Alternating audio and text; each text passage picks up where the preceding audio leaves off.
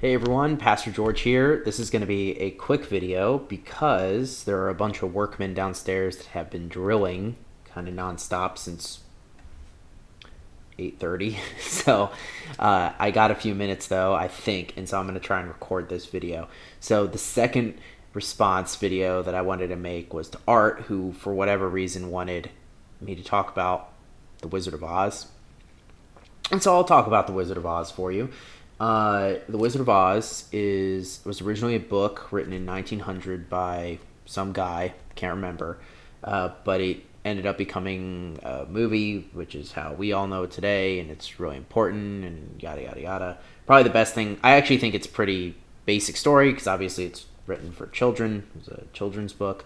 But I don't know. Here's some fun facts about it. It came out and it did terribly in theaters because it came out during World War II.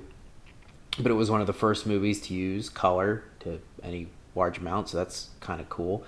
And it basically only became famous because of reruns and stuff like that on television, when television became a thing.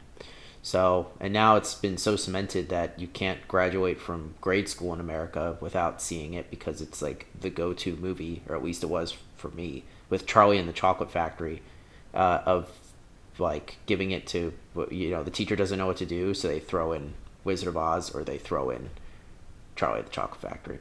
As far as any theological things that might be worth taking out of it, I won't read too into it because it's not a Christian story. I don't think the author intended any of that. If you're thinking about like the Emerald City being like heaven or whatever, it's not.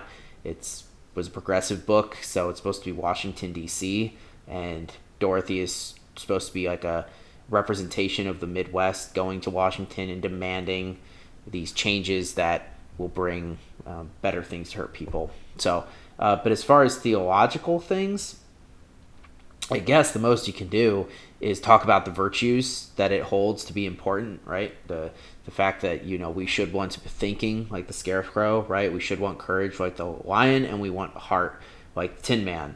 And I think that that's all kind of important, and things to think about. And those are all virtues that I think we should try and build up, right? We want to be courageous, but it's all about being courageous and being loving and being smart. For what reason? They can't be things in and of themselves.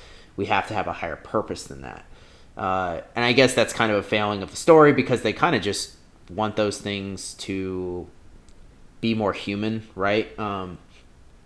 But there has to be a purpose beyond just wanting to be smart, wanting to be empathetic, and wanting to be brave, right? We want to be brave, empathetic, and smart for God, not just for ourselves. So that's the most I can do with this children's story.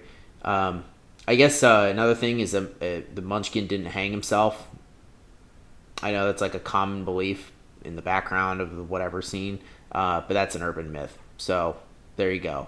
I will see you all on Monday, where we're going to be talking about ghosts. So I'll see you then.